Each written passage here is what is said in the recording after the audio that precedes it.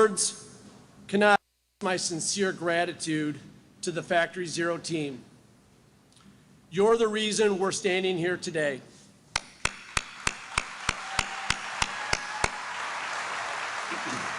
We're standing here today less than 2 years after the bold decision was made.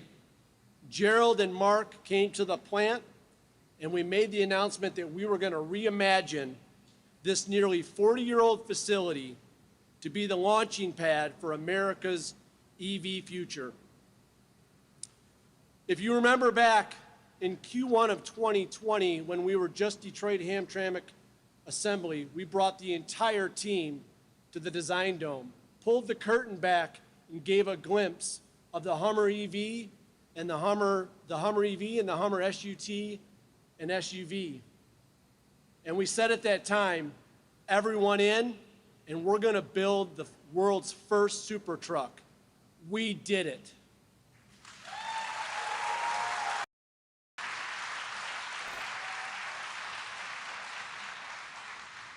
We did it in record time. Our standing here today is testament to that.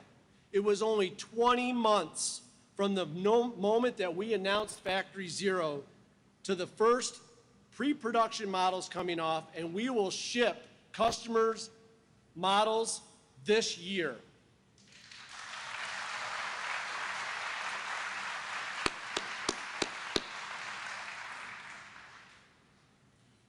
We took this place down to the studs. We rebuilt it in record time. We ushered out 1985 and brought in the latest technology. It's an incredible achievement, and none of it would have been possible without the exceptional people right here at Factory Zero. You shared in the vision. You held the faith through some of the most trying times in the company and the country. We certainly had a blueprint to rebuild this plant, but our team formed the blueprint for a culture that proved we could accomplish anything that lay before us, no matter the challenge.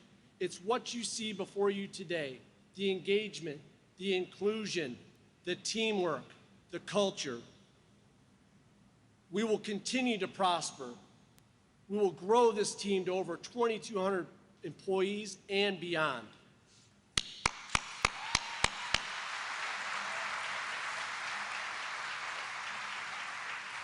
Gerald Johnson says it best, moments matter, and moments matter at Factory Zero.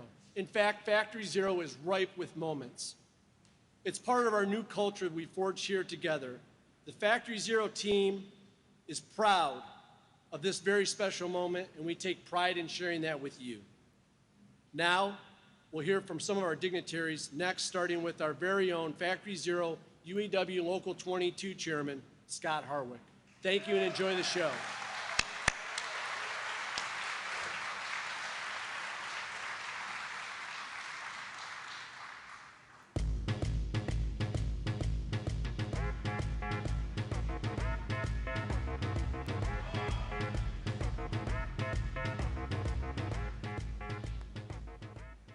Please welcome UAW Local 22 Shop Chairman, Scott Harwick.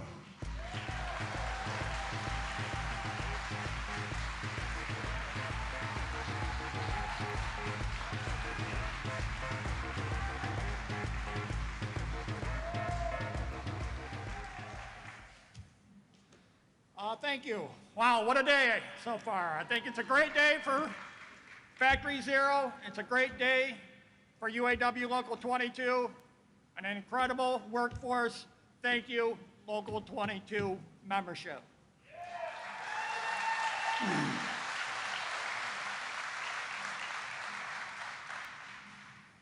This is a great day as we show the world the new General Motors EV program and what a good unionized workforce can achieve. Factory Zero is a great place, great team, and we're building a world-class vehicle here for the future of us and General Motors. I would like to thank UAW President Ray Curry and staff, UAW Region 1 Director James Harris and staff, VP of UAW GM Department, Terry Dittis, and staff. I would also like to take this time to welcome a person we all know, a recent addition to the UAW staff. His hard work and dedication to this membership, this plant, and to the UAW. He helped negotiate this plant, Michael Plater. Thank you, Michael.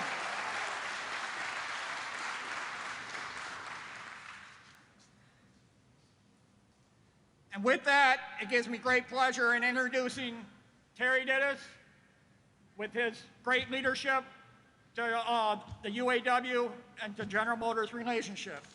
Thank you.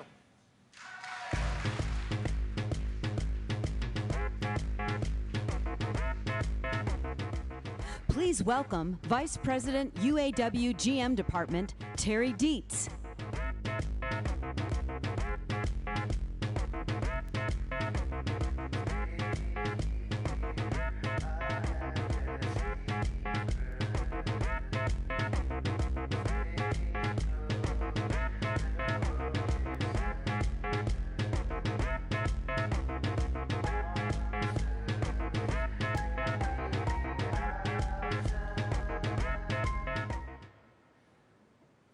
Good afternoon, everybody.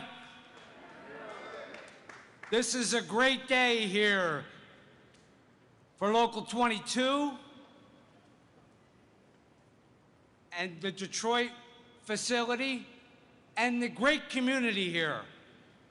This is just the beginning, and it started some years ago. But what a great honor today to have the most worker-friendly president ever in the history of the United States here today at Factory Zero.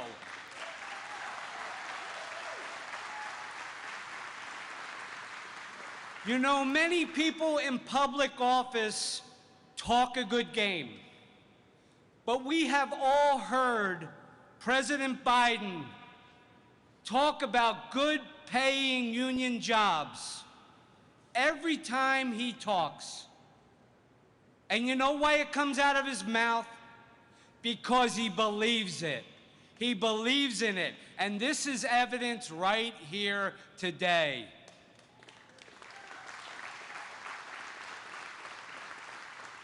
It's an honor to be standing in front of everybody. I see the membership of Local 22 in the back, and you, brothers and sisters, are the reason for all of this. We love you. God bless you. You are the best.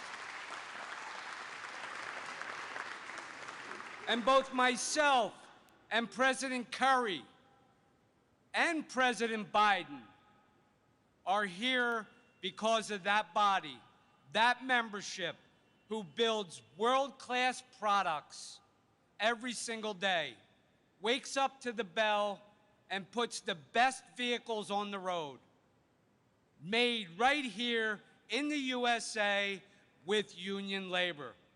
Everybody should be happy about that.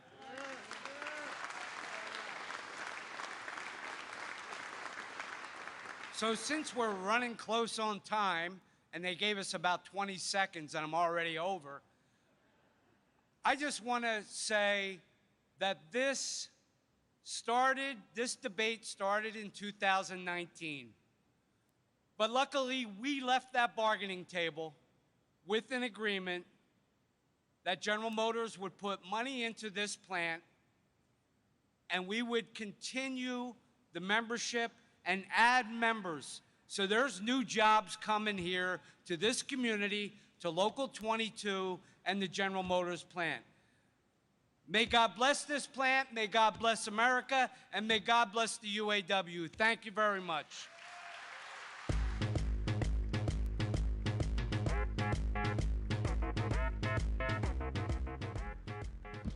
Ladies and gentlemen, please welcome your congressional delegation from the state of Michigan.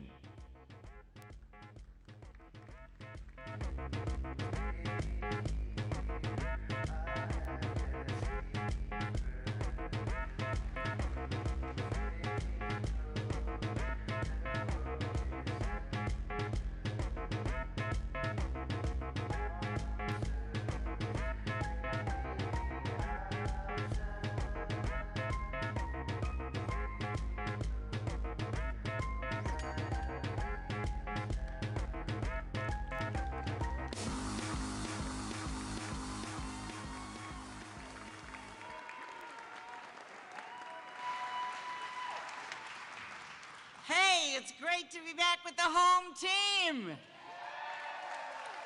And it's wonderful to have a President of the United States who knows who the home team is. And thank you, Mary Barra and the outstanding GM team, and thank you, Ray Curry, and the great members of the UAW. We in the Michigan delegation have your back. The infrastructure bill the President signed this week is a critical step in investing in our future. And I'm so glad my bill to strengthen Buy America laws is in it. And now we're focused on the next step. The global pandemic has shown us what happens when we are dependent on parts made halfway around the world. We need semiconducting chips made here. We need battery cells and components made here. And that's exactly what Build Back Better does. You're doing your part to own our transportation future. It's up to us to be your partners, and we are. Electric charging stations are now being built. Now we got to create the tax incentives to build our supply chains here, bring our jobs home. And we're also improving the consumer rebate you can use right when you purchase your new vehicle. Special thanks also to Congressman Kildee, who's leading our effort in the House. Where are you? Where are you, Dan? Right here. And let me be clear. Yes, we want that rebate to be used for vehicles made in America. Yes, we want you to receive a bonus if it's made by the workers who built the middle class of our country, the UAW. Now, you may have heard, let me just take a closing moment to say, you may have heard there are some foreign automakers led by Toyota who are fighting our efforts.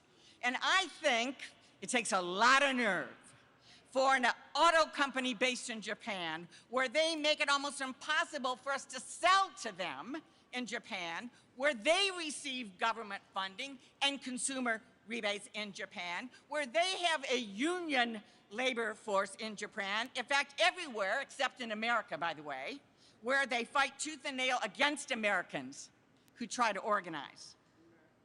It takes a lot of nerve for them to fight our effort to have a consumer bonus for buying vehicles made by the United Auto Workers. So I call this just leveling the playing field. And I'm committed to supporting the home team and leading this effort in the Senate. Thank you, GM. Thank you, UAW, for building our transportation future. And I want to introduce to you my partner in this fight and all of our efforts for Michigan, Senator Gary Peters. Well, hello, everybody. It is great to be here in Detroit. It's great to be with the entire family of General Motors. It's great to be with the men and women of the UAW and with President Biden. Today, we are seeing the future of the American automotive manufacturing. Last century, the mass production of automobiles was one of the most transformative times in human history. It powered the American economy, and it led to the creation of the American middle class. Today, we are seeing how mobility will transform society in the 21st century. Up to this point, there have been two certainties in the auto industry: an internal combustion engine for powering the car, and a human to steer it. The EV Hummer will change the first part, but American ingenuity will also change the way automobiles are driven in the future. Soon, in addition to the EV Hummer, the electric and autonomous GM Cruise Origin, right over there, will be built right here in this plant.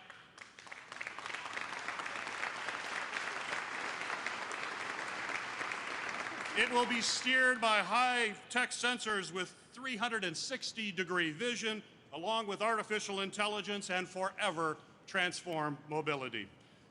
And I believe all of you believe, that we must seize this moment to make sure that Michigan continues to lead the world in innovation. The bipartisan infrastructure bill that was just signed into law is essential to that goal. Among other things, it will build electric charging stations all across the country making EVs more accessible to everyone and help transform our economy. Michigan is a manufacturing powerhouse. It has been in our DNA for generations. And with President Biden's leadership, we will keep making things for generations to come right here in the great state of Michigan, and each and every one of you are on the very forefront of that. Thank you for all that you do.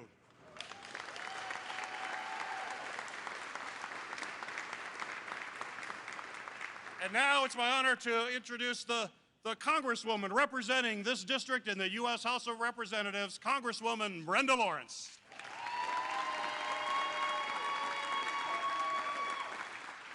I want to say good evening. I'm proud to represent this district, the 14th District of Congress. And I'm here it's an honor to be here today as we talk with our fellow members of Congress and our community leaders and our proud UAW workers. I am so glad to be here. On Monday, President Biden signed the historic Bipartisan Infrastructure Bill into law. We're making transformational investments in safe drinking water, in good-paying union jobs, and of course, a clean economy. Michigan is leading in the charge of manufacturing electric vehicles, and no one is better qualified than us, than Detroit, than Michigan, who put the world on wheels to now transform to an electric fleet for the United States and for the world. That's an applause.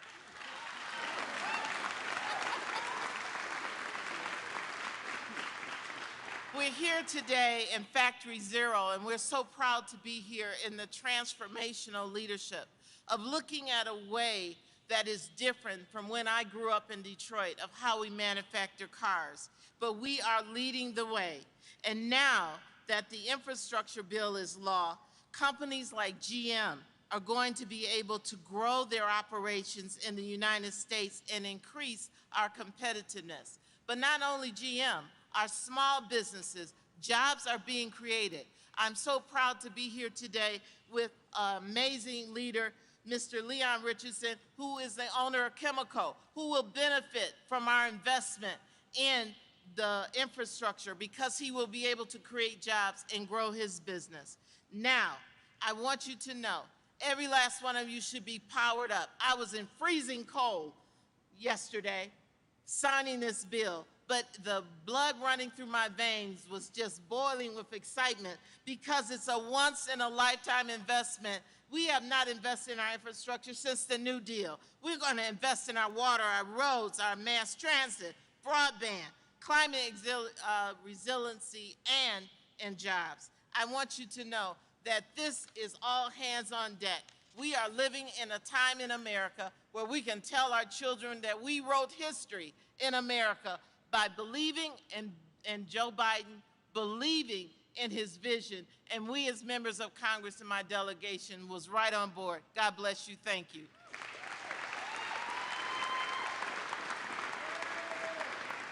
I want to bring to a stage my colleague, Debbie Dingell, who we all know lives and sleeps auto industry. Ladies and gentlemen, Congresswoman Debbie Dingell.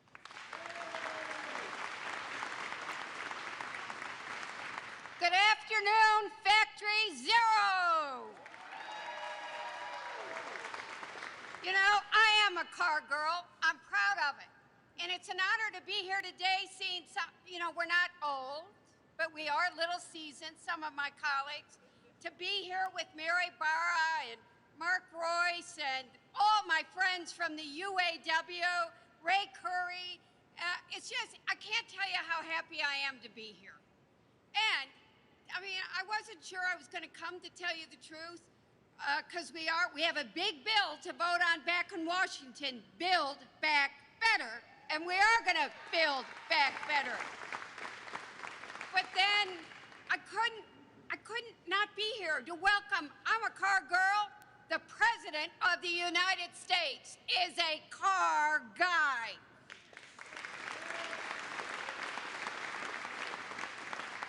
You should have seen him. He's never happier than when he's behind the wheel of anything. But he loved the Hummer today. He did. Loved it. You know, this is, I'm sort of going down memory lane. I was here in 1985 when this plant opened for its first chapter. I had lunch with Mary when she was the plant manager here. How many of you remember those days? Yeah. I was here in 2010 when President Obama visited, and now I'm here for the next chapter of this plant, which is going to lead America and the world in mobility.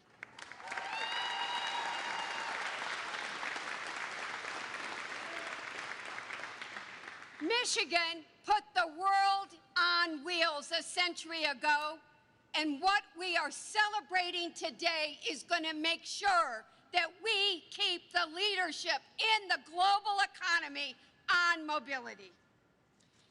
Well, you can clap, that's fine, but I wasn't. You know, in August, I stood with the auto CEOs, Ray Curry from the UAW and Bernie Rickey from my local 600 in my hometown, and a lot of other UAW workers, the heads of all the environmental groups, with the President of the United States as he announced a target of 50% sales by the year 2030 of electric vehicles, a goal we will meet.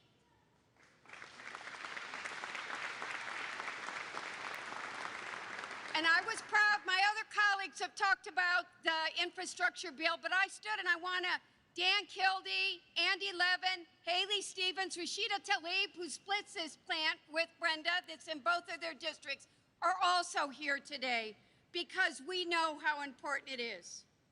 We know that building back better means protecting the economy, keeping us a world leader, creating and protecting American jobs here in the state of Michigan and in the United States of America, bringing back our supply chain and protecting the environment all at the same time.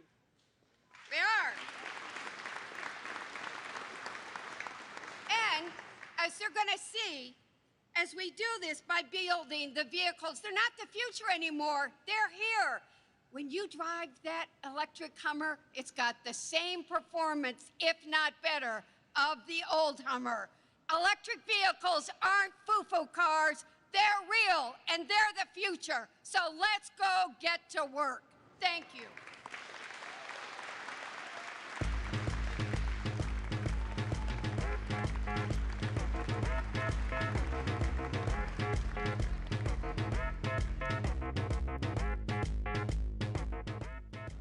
Please welcome Executive Vice President of Global Manufacturing and Sustainability, Gerald Johnson.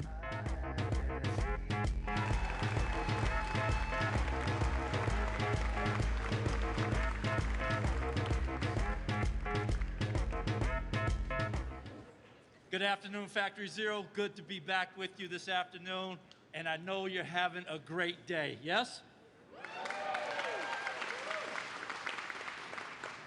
Some of you know, I think all of you know, we've been building great products for over a century. In fact, we built over 1 million of them right here inside of these four walls, and many of you have been a part of that experience and that history.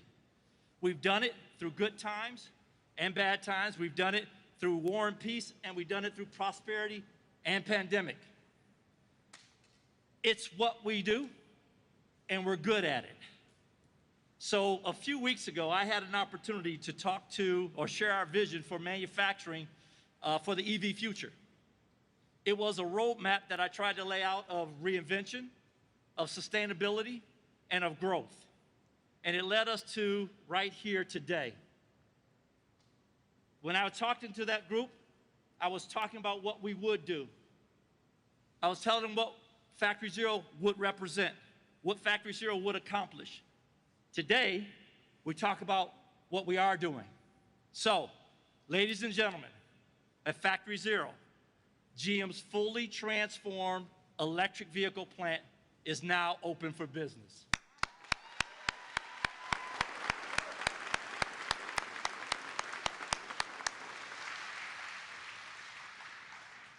Now, manufacturing is a competitive advantage today and into the transition of an EV future, and it's all built upon people. The people are the backbone of what we are able to accomplish at Factory Zero, what we've accomplished for years here at Detroit Hamtramck. And very soon, there will be 2,200 team members right here in Factory Zero building these super trucks, and they will become a part of the 95,000 industrial problem solvers that make up the global manufacturing team. Why is that important? Why do I emphasize it? Simple math, that's 1.4 million years of experience, capability, familiarity with launch, and the types of problems and challenges it takes to handle complex builds like we do in automotive building every day. Quick sense check. How many here of the Factory Zero team have 15 years or more? Come on, you can do better than that. Again, simple math. There's roughly 12,000 years of experience going into building quality into these trucks that we're building and all the things we're going to build right here in Factory Zero. That is our competitive advantage. You are our competitive advantage. The amount of knowledge that we have here helps us to pivot and be agile to build a brighter future for tomorrow, and it wouldn't be possible at all without the right people with the right skills at the right time acting as one team. That includes tradespeople, team members, team leaders, group leaders, engineers. That includes everyone, material drivers, quality team members. It takes all of that to do what we do here every day and to do it successfully. I'd also like to acknowledge the critical support at the local and state and federal levels as well, for which we are grateful, and I take this moment to acknowledge and say thank you. We wouldn't be here today without all of you. It's every one of us making the contributions and bringing our skills to bear. And today we take the next step in what we believe the historic transformation in transportation since the inception of the automobile. It won't be easy. It's only a beginning, but that's what we do in manufacturing. We do the difficult things that are necessary to be successful. So thank you for your leadership, thank you for your engagement, and thank you for all that you're going to do to make Factory Zero a historic location for General Motors. Now, next, stay tuned for our Chair and CEO, Mary Barr, and other special guests that will be joining us shortly. Thank you.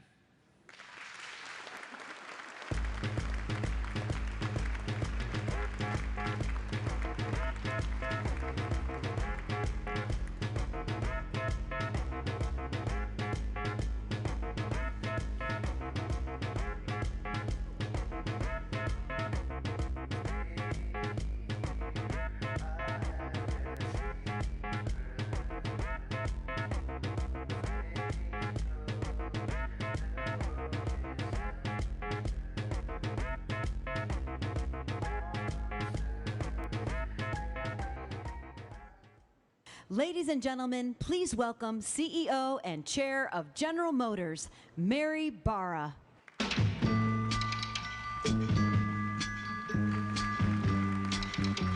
Listen, baby, ain't no mountain high, ain't no valley low, ain't no river wide enough, baby. If you need me, call me, no matter where you are, no matter how far. Don't worry, baby. Just call my name, I'll be there in a hurry. You don't have to worry, 'cause baby, there ain't no mountain high enough, ain't no valley low enough, ain't no river wide. Well, good afternoon, everyone, and thank you for joining us. We are so honored that President Biden is here as General Motors and our nation make positive strides toward a future with more jobs in the U.S. and zero emissions. We want to congratulate the President on the signing of the Infrastructure Act that occurred on Monday, and we look forward to the enactment of the Build Back Better plan that will truly help transform the U.S. automotive industry and put us on an irreversible path to a zero emissions future.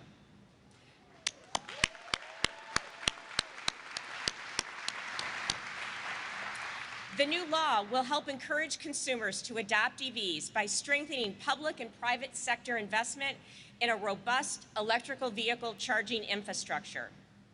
Factory Zero is the first of many GM facilities that will produce our all-new generation of electric vehicles powered by the Ultium platform.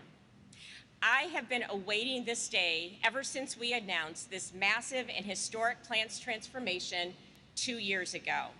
So thank you for helping us celebrate, and I hope you will all get to experience the GMC Hummer EV pickup. We cannot wait to deliver them to customers, and it's going to happen very soon. But we need everybody in on this journey to create a better world for future generations. This includes governments, businesses, communities, and our employees, starting in our own backyard. Your leadership and that of the federal, state, and local officials and community leaders has enabled us to reach this moment. So thank you.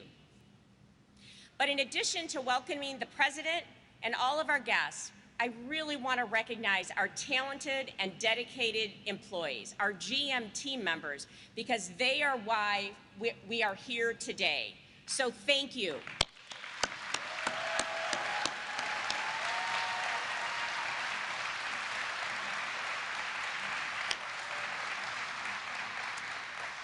Nearly 20 years ago, when I had the privilege of being the plant manager here, I could not have imagined the role it would play someday in charting the future of transportation. It's exciting to know that in 2 years, Factory Zero will have doubled the number of employees it had prior to its retooling, over 2,000 employees, and it sets the stage for what's to come here and at many other GM facilities in the United States that will be transformed to support the production of full electric vehicles. As we have said, we are investing $35 billion in electric vehicles and autonomous vehicle programs globally from 2020 to 2025. From EV charging infrastructure to advanced technologies, we are leading the way with innovation and investment. In the same time frame, we will launch 30 new EV models by 2025, 2/3 of which will be available in North America. In addition to 2 battery cell plants under construction and 2 more planned, we'll soon announce another EV truck assembly plant and additional EV manufacturing investments, all in the United States.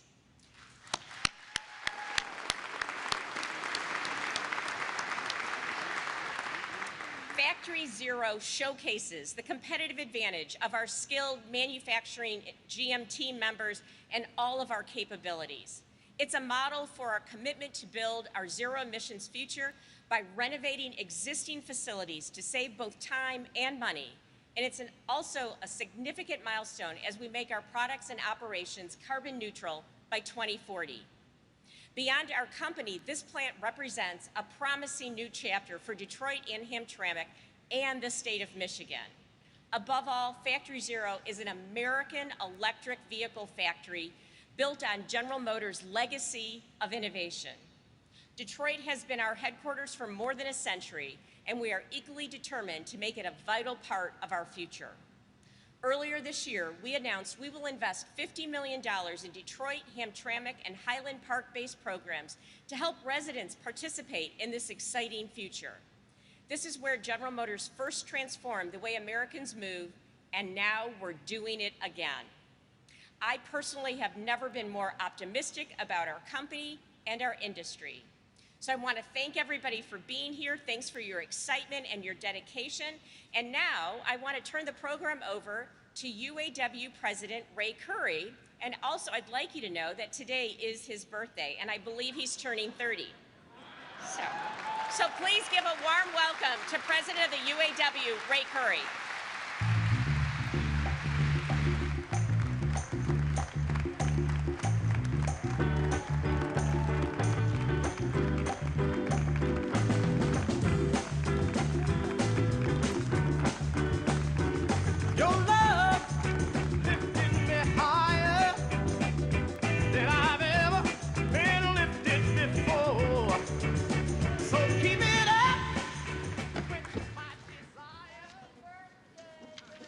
Thank you, thank you. And thank you, Mary.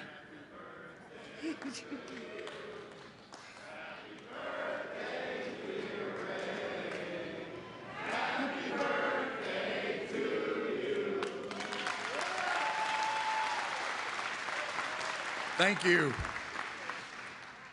First of all, I'd like to say thank you, Vice President Terry Dittis, CEO Mary Barr, to you, Wiley and Scott, and the members of UAW Local 22, who worked so hard to get us all here today for this moment. Most of all, I'd like to thank President Joe Biden. Far too long we've talked about infrastructure in this country, doing absolutely nothing. You did what no other president of either party has been able to get us through: passage of the infrastructure bill, a bill with real funding, and you got bipartisan votes also. Thank you, Mr. President, for standing up with what's most important: jobs and getting it done.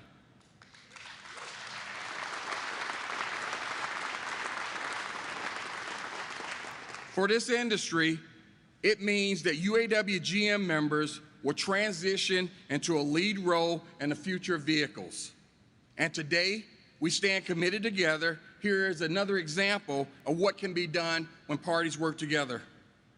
The ability to increase jobs, good paying union jobs, and in fact, build electric vehicles of the future. And Mr. President, you are the first president that I can recall standing up and using the word union.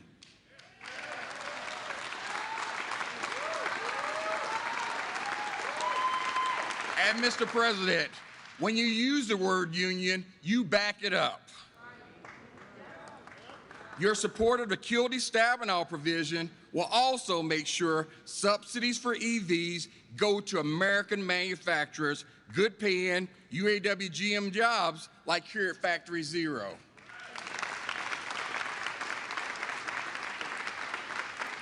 Scott and Wiley, your members of Local 22's persistence, along with the help of the UAW GM department, are all key and made this day possible. Today we stand on the ionic site that will employ 2,200 sisters and brothers, more than when the plant retooled.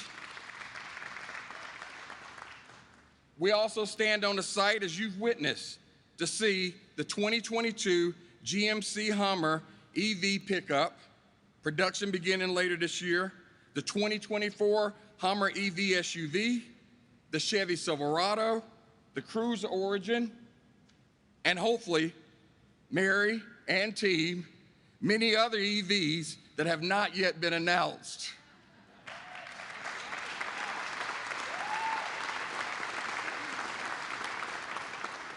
This is a huge investment in the Motor City. Detroit has been the UAW and GM's headquarters for so many years, almost a century. And we are proud that this investment creates a strong future, not only for the facility, but also the stakeholders locally in the community. It's a cutting-edge way of what's taking place.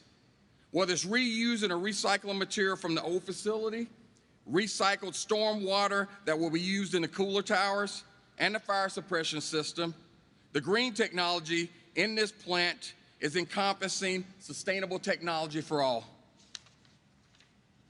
We are living proof today that substantially we can create new jobs when we work together. In fact, this plant, as I stated earlier, will have more jobs when it reopens than prior to retooling of Factory Zero. And finally, there's a commitment in the community. GM announced that it would invest $50 million in Detroit Hamtramck and Highland Park-based nonprofit programs by 2025.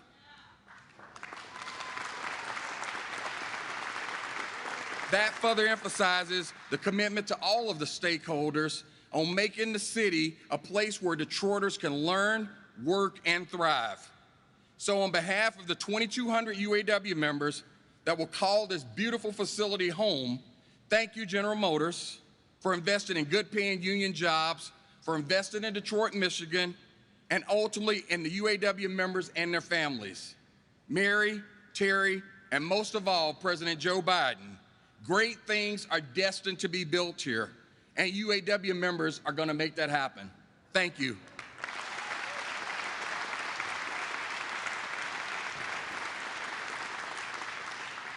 And now I have the privilege of introducing a great friend of ours, Secretary of Labor, Marty Walsh.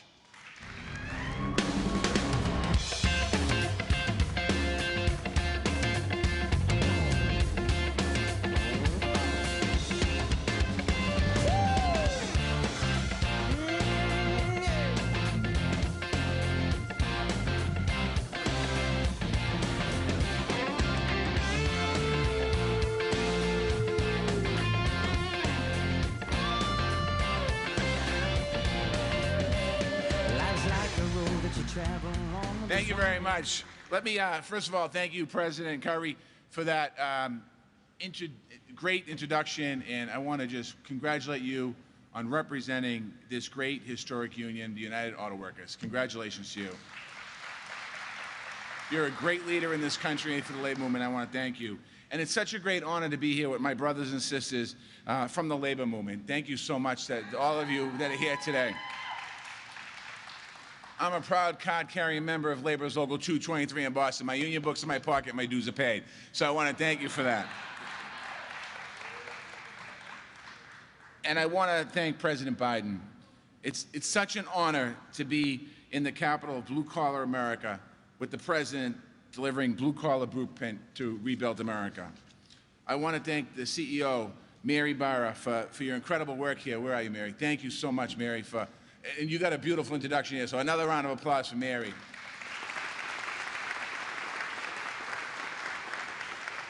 And most importantly, I know there's a lot of guests and people here, but I want to thank the incredible workers here at General Motors' incredible Factory Zero for your incredible work. So thank you for the work you do.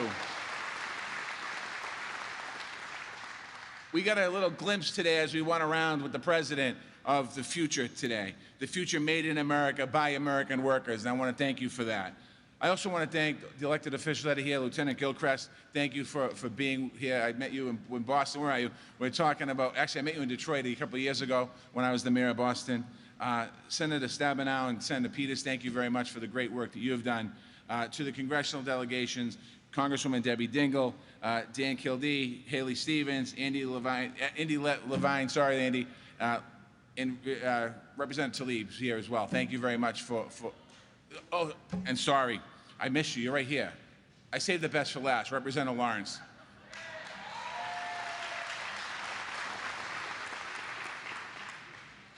As a former mayor of the city of Boston, I certainly know what infrastructure means to a city and town in this country.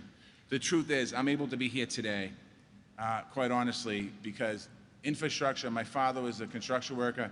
He's an immigrant from Ireland. When he came from Ireland, he was able to join Labor's Local 223 in Boston. He was able to help my family get into the middle class. He was able to fulfill an American dream. That promise that built America is also the promise that President Biden has kept to the working people of America. He said he would go across the aisle and deliver results, and that's exactly what he did, and he signed the bill into law a couple of days ago. He delivered on a bipartisan infrastructure law that invests in working people like we haven't seen in generations.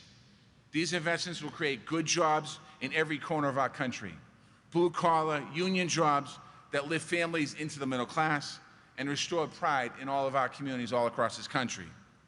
This bill will also replacing lead pipes so every child can grow up drinking clean drinking water. We have kids in America right now that are drinking water out of lead pipes.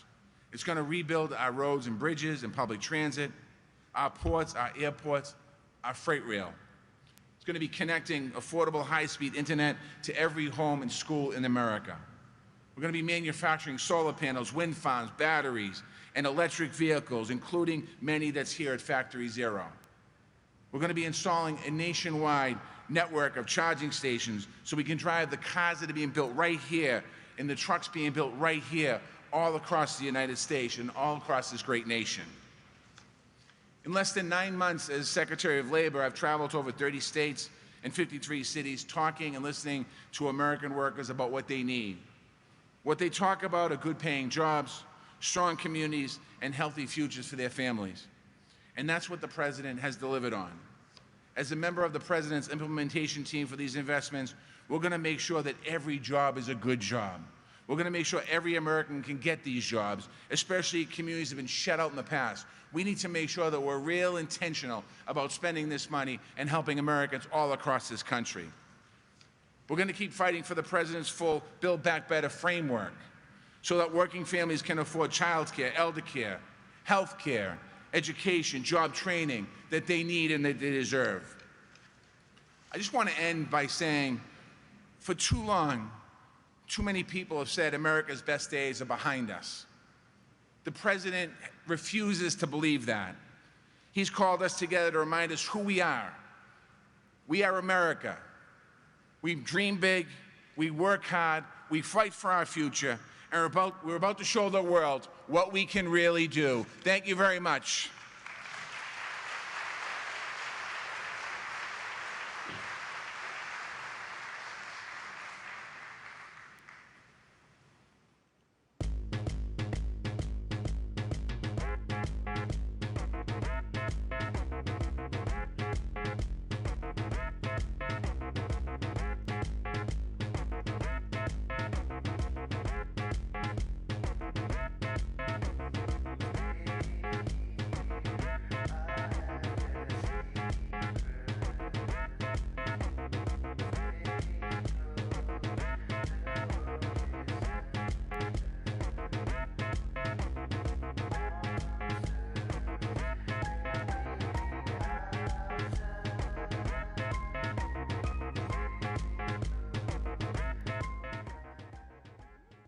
Please welcome Yolanda Pessinent.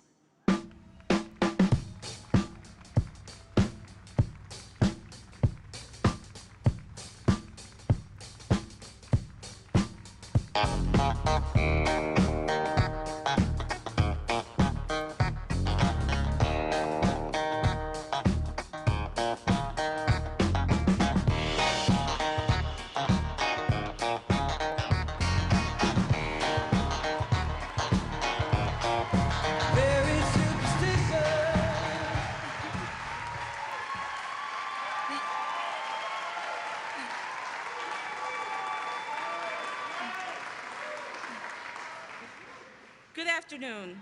I am Yolanda Pessinent, the UAW Communications Coordinator here at Factory Zero. When I first started at this plant, I was lucky enough to work with my dad, who worked here for 30 years before he retired. I hope to carry on that proud tradition. As you can tell, the atmosphere here is very electric. Had to. I am thrilled on behalf of the membership of UAW Local 22, the entire Factory Zero team, and all of us at General Motors to welcome the President of the United States, Joe Biden.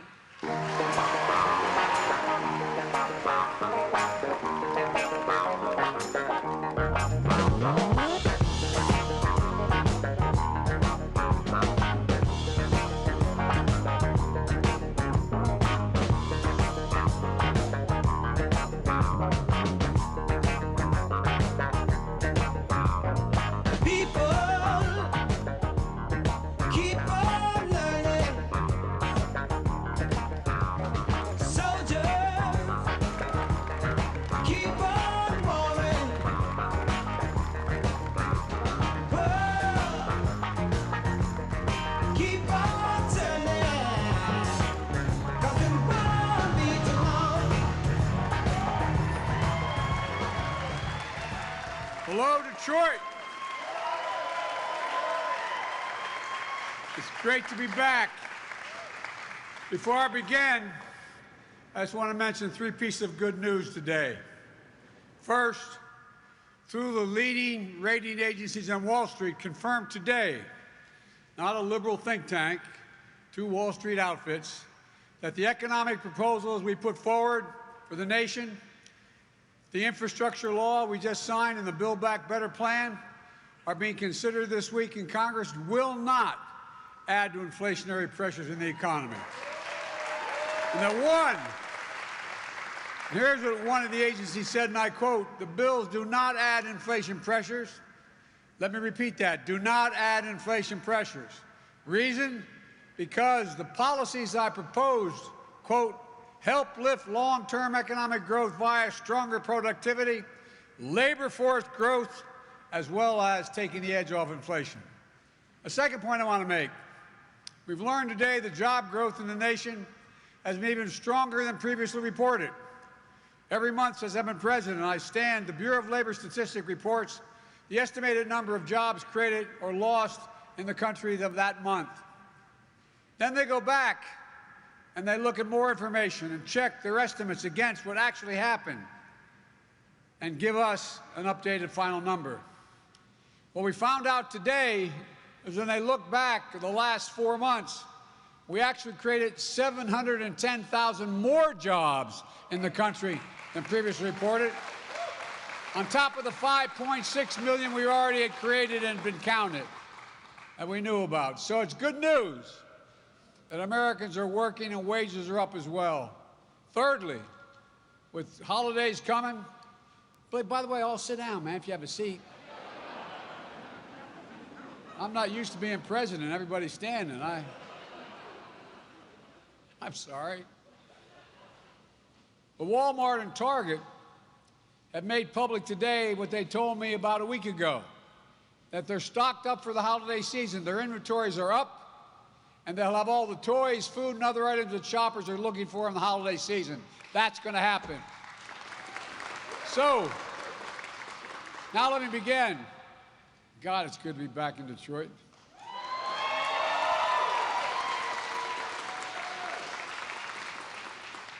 And that Hummer's one hell of a vehicle, man.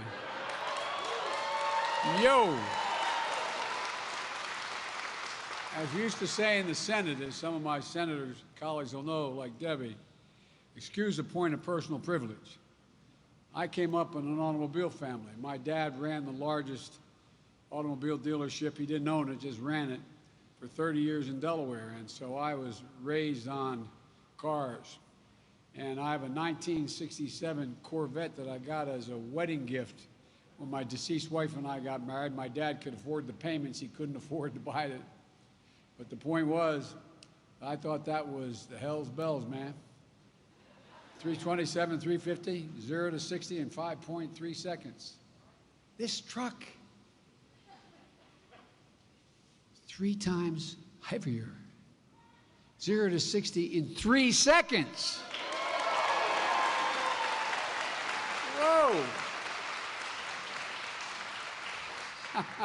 And besides, there's a beautiful red Corvette, maroon Corvette I'm driving home over here. Yolanda, thank you for the introduction. And President Ray Curry, thank you. No one does more to look out for American auto workers than Ray Curry. And it's great to be with you today, pal. And happy birthday. And I want to thank the team here at GM, especially to your chairwoman, Mary Barr. Mary, you're an incredible leader. You really are. Thank you for hosting us at the very same facility where you once served as a plant manager. I believe Mary gotten a promotion or 2 since then. I know a lot about that as a son of a car guy. 30 years ago, 40 years ago, my dad managed those dealerships back home. I used to work with my dad's operation, drive up to Mannheim Automobile Auction and bring back automobiles. And I guess I got a promotion too. Look, I got a chance to drive a pretty incredible machine back then. But I never could have imagined vehicles like the ones that I just took for a spin. The first ever all-electric Hummer, which I first got to check out back in August when GM brought one to the White House lawn, in the South Lawn, along with the electric Ford 150 and the electric Jeep Wagoneer. Masterpieces of modern manufacturing, built by union workers, and proof that America has what it takes to win the competition of the 21st century.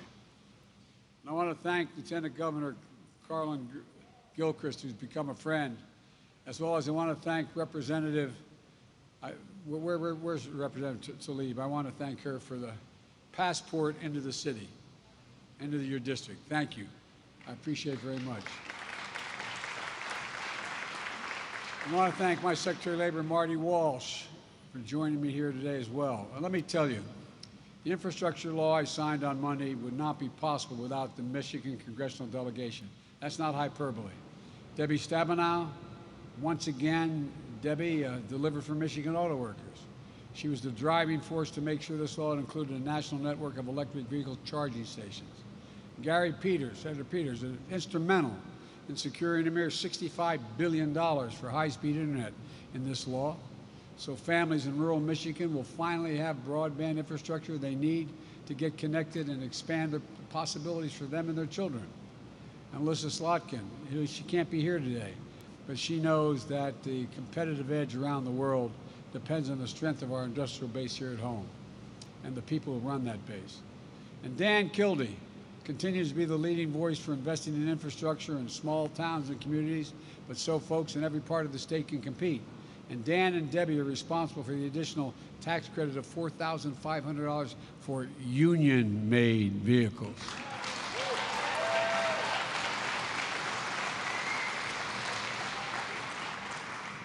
And Hallie Stevens, she ran for office to fix Michigan's roads and bridges. Well, you're delivering, kid. You are delivering. And Andy Levin, a former union organizer, Andy fought like hell to make sure that this law allowed us to start replacing lead pipes in Michigan and all across America. And Brenda Lawrence was a key fighter in clean drinking water as well. And we're lucky to have her leading the Democratic Women's Conference and serving in the leadership of the Congressional Black Caucus. Thank you. And Debbie Dingell, my great friend, who whenever I'm in trouble, I call her for advice first. Now, when I screw up, it doesn't mean I followed her advice. It means I may not have followed it. But Debbie, thank you for being such a good friend for so long.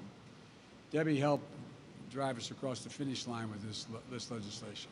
Folks, it's not hyperbole to say that this delegation is laser focused on your needs, the needs of the people of Michigan and the American people, your concerns, the kind of conversations that take place around your kitchen tables, conversations as profound as they are ordinary. How am I going to get to work on time if I-75 is flooded again? How can I be sure my job at the auto plant is still going to be here a few years down the line? How can I afford to get my child a degree beyond high school if they don't start with the same opportunity? And more broadly, how do we emerge from this pandemic not just with a little breathing room, but with a real fighting chance to get ahead? There are the things that take place at the kitchen tables I grew up in. For most of the 21st century, we led the world by a significant margin because we invested in our people. We invested in ourselves. But something went wrong along the way. We stopped. We risked losing our edge as a nation. And China and the rest of the world are catching up. Well, we're about to turn that around in a big, big way. We're going to be building again. We're going to be moving again. And folks, when you see these projects starting in your hometowns, I want you to feel the way I feel, pride in what we can do when we're together as the United States of America. And it starts here in Detroit. In the auto industry, Detroit's leading the world in electric vehicles. You know how critical it is? Mary, I can remember talking to you way back in January about the need for America to lead in electric vehicles. And I can remember your dramatic announcement that by 2035, GM would be 100% electric. You changed the whole story, Mary, wherever you are. There you are. You did, Mary. You electrified the entire automobile industry. I'm serious. You led, and it matters. And drastically improving the climate by reducing hundreds of millions of barrels of oil that will not be used when we're all electric. You know, up until now, China's been leading in this race. But that's about to change. Because of this law, next year, for the first time in 20 years, in which American infrastructure investment will be far greater than China's. The first time in 20 years. We're going to put IBEW members and other union members to work installing a national network of charging stations along our roads and highways in our communities, over 500,000. And Governor Whitmer has already announced a proposal to expand electric charging stations along key travel routes across the state. And a few weeks ago, GM announced it's going to install 40,000 public charging stations, as we're going to unleash a lot more than that. Look, we're going to make sure that the jobs of the future end up here in Michigan, not halfway around the world. You know, that means that here in Detroit, you're going to set a new pace for electric vehicles. This is not hyperbole, this is a fact. With this infrastructure law, along with my Build Back Better plan, we're going to kickstart new batteries, materials, and parts production and recycling, boosting the manufacturing of clean vehicles with new loans and new tax credits, creating new purchase incentives for consumers to buy American-made, union-made clean vehicles, like the electric Hummer. Folks, or the Silverado, or any other of the 20 or more vehicles that GM's going to come out with in the near term that are electric. And spurring demand by covering federal government's enormous fleet of vehicles is what I'm going to do. I pledged when I ran. We have thousands and thousands of vehicles in the federal fleet. They're going to all go electric, all of them, down the road, supporting electric transit systems, electric school buses. And of course, that's not all the law will achieve. This law is going to start to replace 100% of the nation's lead pipes and service lines. As I was stated earlier, every child in Michigan and across America can turn on the faucet and drink clean water. 10 million homes have those lead pipes going in, and 400,000 schools. Tens of thousands of plumbers and pipe fitters are going to get to work in good-paying jobs and help make the nation healthier. Folks, and there's an additional $10 billion nationwide to eliminate the dangerous forever chemical PFAS, which is an incredibly dangerous chemical. Look, this law is going to make high-speed internet affordable and available everywhere in America. Create jobs laying down that broadband line. Today, 14% of Michigan households don't have an internet subscription. Nearly 400,000 people in the state. A lot of places, there's no broadband infrastructure at all. This law is going to make high-speed internet affordable, available everywhere in Michigan. Urban, suburban, rural, going to create jobs laying down broadband lines. And in the 21st century in America, no parent should have to do what a lot of you did and they did in my state and all over America, should ever have to sit in a parking lot of a fast food restaurant again, just so their child can use the internet coming from that fast food restaurant. This is the United States of America, for God's sake. This law makes the most significant investment in roads and bridges in 70 years, fixing so many of those 1,200 bridges, 7,300 miles of roads here in Michigan that are in poor condition. So when a family drives the car you built right here, they'll be a whole lot safer, and they'll get there a hell of a lot faster. The law includes the most significant investment in passenger rail in the past 50 years. And again, in public transit, ever. I remember Mayor Duggan, who's not here, he's on a honeymoon. He's a good guy, I love Duggan. He helped pull this city out of a real tough spot. And he used to talk about, I found out, I didn't know it beforehand, that we didn't have, most of the jobs were outside the city. Significant 60% of the people who had those jobs outside the city didn't have vehicles to get out, didn't have cars to get outside the city. So we provided buses, transit, and guess what? Things began to change. Well, now we're going to change that again. Here in Michigan, that means replacing nearly 1/5 of the transit vehicles that are past their useful life. It means jobs for folks making the upgrades, good paying union jobs, jobs you can raise a family on, jobs you can't outsource. Folks, this law will modernize our airports, freight rail, our ports along the Great Lakes, making it easy for companies to get goods to market, reducing supply chain bottlenecks, and lowering costs for families. This law also builds up our resilience against extreme weather events. Here in Michigan, you know the cost of extreme weather.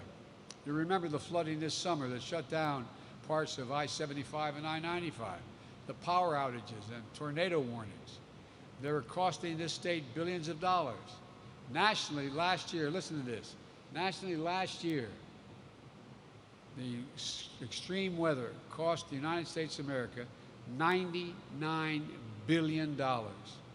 $99 billion. From hurricanes in Louisiana to 20 inches of rain in the Northeast to fires in the West that literally consume more land than the entire state of New Jersey from Cape May to New York.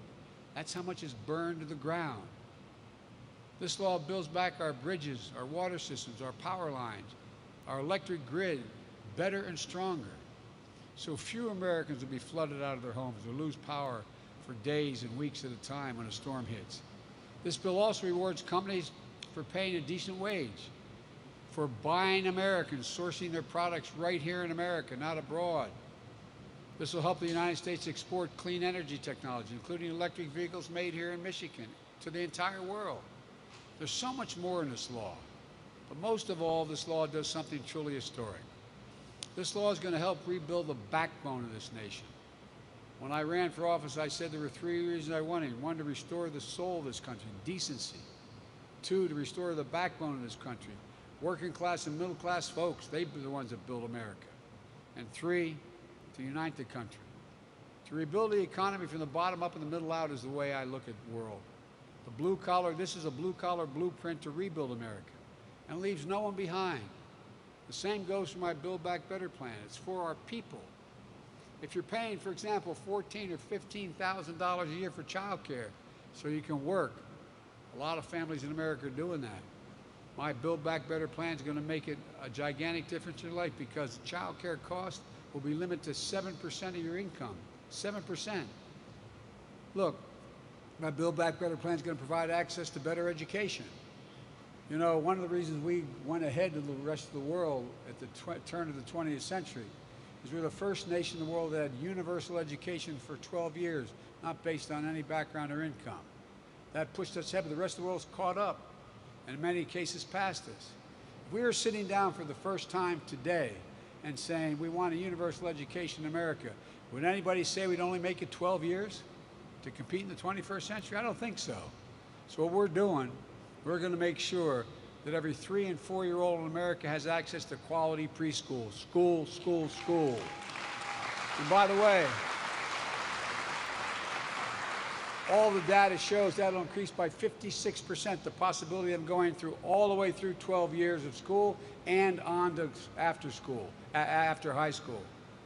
And young people graduating from high school will have access to education beyond high school. We're increasing Pell Grants for providing apprenticeship programs. And we're going to make a huge difference for those 2 million women in America who can't get back into the workforce right now because they can't afford child care. Look, my Build Back Better plan is going to help solve that. If you're one of the millions of Americans who's paying around $1,000 a month for your insulin, for example, my Build Back Better plan will make sure that we change that too, because it means that no one will pay more than $35 a month for the insulin. And under my plan, we're going to lower costs for prescription drugs across the board, allowing them to negotiate prices, lowering the cost of daycare, elder care, housing, health care, prescription drugs. That's what the plan does. My plan meets the moment of climate change as well. And one more thing. It's fully paid for.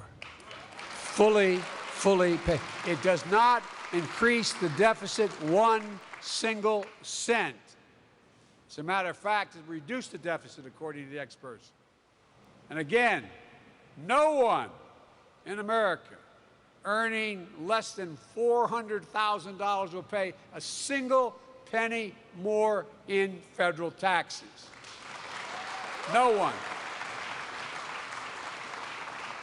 And you say, well, how are you doing that, Joe? Well, I tell you what, real simple. I come from the corporate capital of the world. More corporations incorporated in my state of Delaware than all states combined. And guess what? They ain't paying enough. Sorry, Mary. But here's the deal. Look, I'm a capitalist. If you're able to make $1 million or $1 billion, have at it. That's good for everybody, except pay your fair share. We have 55 corporations. 55 of the largest corporations in America, the most successful. paid not a single penny in federal taxes the last several years. And guess what? They made $40 billion. I want them to make money. That's good. But pay a little. Pay a little.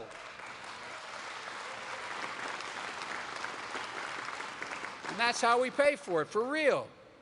It doesn't cost a cent. We all talk the program's $1.75 billion. Guess what? It's paid for. Paid for. And folks, from now on, they're going to have to pay their fair share.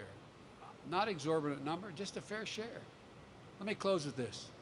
Throughout our history, we've emerged from previous crises stronger than we were before the crisis. One of the few nations in the world done that. Every major crisis has occurred in American history. Every one.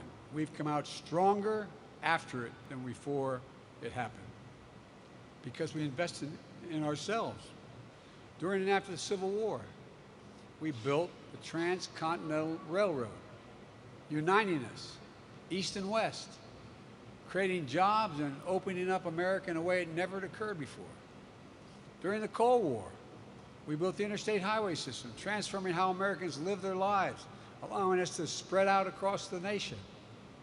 And now, as we work to put the COVID-19 pandemic behind us, we will build an economy of the 21st century. It matters. On Monday, I held a virtual meeting for 3.5 hours almost with President Xi Jinping of China. Years ago, when I was vice president, I was in China with him. We were near the Tibetan plateau, and we had over 25 hours of private meetings, me and an interpreter and he an interpreter. We got to know one another. Well, guess what? He turned to me one day, this is God's truth, my word is abiding, and said, can you define America for me? And I said, absolutely, in one word, possibilities. Possibilities. We're the only nation in the world that believes everything was in our ambit. There's nothing impossible once we set our mind to it. It's never been a good bet, as more world leaders had to hear me say, it's never been a good bet to bet against America. Never. There's no limit to what the American people can do. No limit to what our nation can do. Because, folks, and this is just not a political speech, I believe this is a fact of history. No limit.